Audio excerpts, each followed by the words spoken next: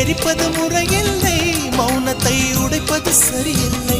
மௌனத்தின் ஓசைகள் கேளாமல் வார்த்தைகள் புரிவது எளிதில்லை. கண்ணில் ஆசை துடிக்குதே அன்பே அன்பே, நெஞ்சு பிடிக்குது மல்லை வெளியில் சொல்லவில்லை. வெட்கப்படாத பூக்களை வண்டுகள் தொடாதடி, முத்தம் தராமல் வெட்கம் சாயம் போகாதடி.